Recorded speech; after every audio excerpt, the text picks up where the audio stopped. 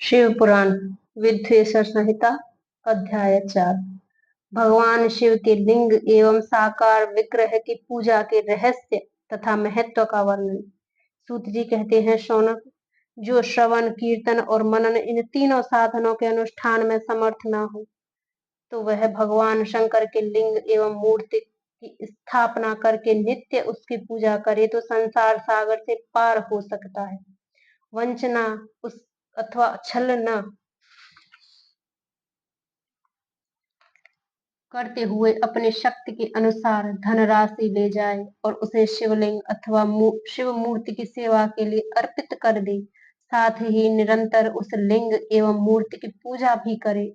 उसके लिए भक्ति भाव से मंडप, गौपुर, तीर्थ, मठ एवं क्षेत्र की स्थापना करे तथा उत्सव रचाए। वस्त्र, गंध, पुष्प, धूप, दीप एवं पुआ और शाक आदि व्यंजनों से युक्त भांति भांति के भक्ष्य भोजन अन्न नैवेद्य के रूप में समर्पित करे। छत्र, ध्वजा, यजन, चामर तथा अन्य अंगों सहित रजोपचार की भांति सब सामान भगवान शिव के लिंग एवं मूर्ति को चढ़ाए। प्रदक्षिणा, नमस्कार तथा यथाशक्ति जप करे। आवाहन से लेकर विसर्जन तक सारा कार्य प्रतिदिन भक्ति भाव से संपन्न करे।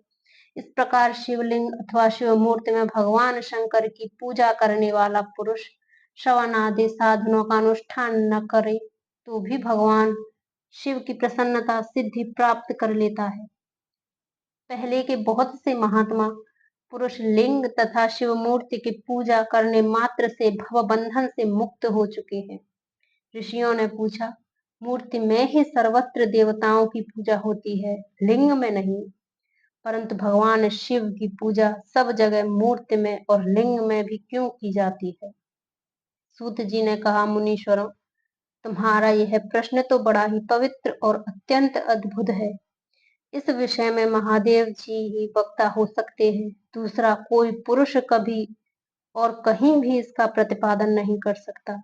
इस प्रश्न के समाधान के लिए भगवान शिव ने जो कुछ कहा है और उसे मैंने गुरु जी के मुख से जिस प्रकार सुना है, मैं उसी तरह क्रमशः वर्णन करूंगा।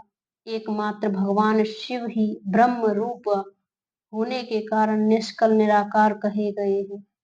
रूपवान होने के कारण उन्हें सकल भी कहा गया है, इसलिए वे सकल और निष्कल दोनों हैं। शिव के निष्कल निराकार होने के कारण ही उनकी पूजा आधारभूत लिंग भी निराकार ही प्राप्त हुआ है, अर्थात शिव के निराकार स्वरूप का ही प्रतीक है।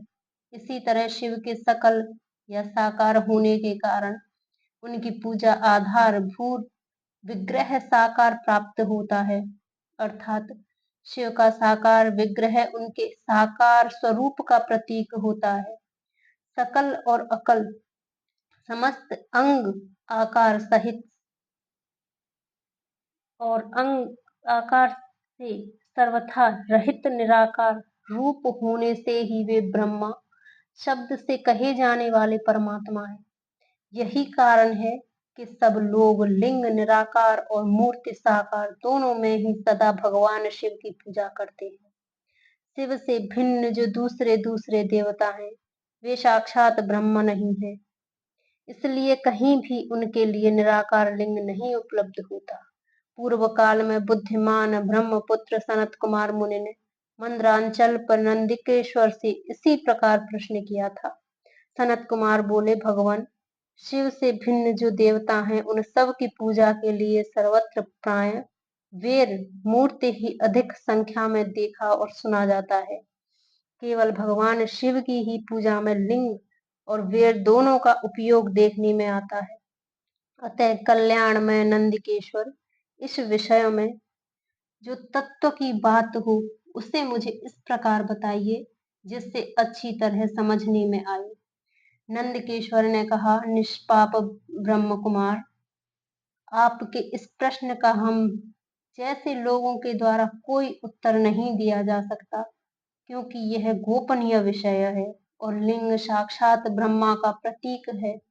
तथापि आप शिव भक्त हैं, इसलिए इस विषय में भगवान शिव ने जो कुछ बताया है उसे ही आपके समक्ष कहता हूँ।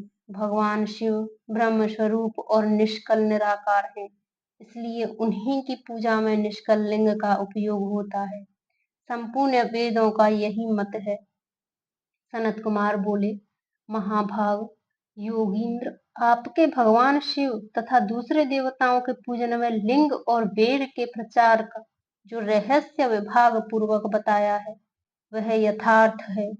इसलिए लिंग और वेद की आदि उत्पत्ति का जो उत्तम वृतांत है उसी को मैं इस समय सुनना चाहता हूँ। लिंग के प्राकट्य का रहस्य सूचित करने वाला प्रसंग मुझे सुनाइए। इसके उत्तर में नंदकेश्वर ने भगवान महादेव के निष्कल स्वरूप लिंग के अविर्भाव का प्रसंग सुनाना आरंभ किया। उन्होंने ब्रह्मा तथा विष्णु के विवाद, देवताओं की व्याकुलता एवं चिंता, देवताओं का दिव्य कैलाश शिखर पर गमन, उनके द्वारा चंद्रशेखर महादेव का स्तवन, देवताओं से प्रेरित हुए महादेव जी का ब्रह्मा और विष्णु के विवाद स्थल में आगमन तथा दोनों के बीच में निष्कल आदि अंतर रहित भीषण अग्नि स्तंभ के रूप में उनका आविर्भाव आदि प्रसंगों की कथा कही। तदंतर श्री ब्रह्मा और विष्णु दोनों उनके द्वारा उस ज्योतिर्मय स्तंभ की ऊंचाई और गहराई का थाह लेने की चेष्टा एवं केतकी पुष्प के शाप, वरदान आदि के प्रसंग भी सुनाए। अध्याय 4 समाप्त।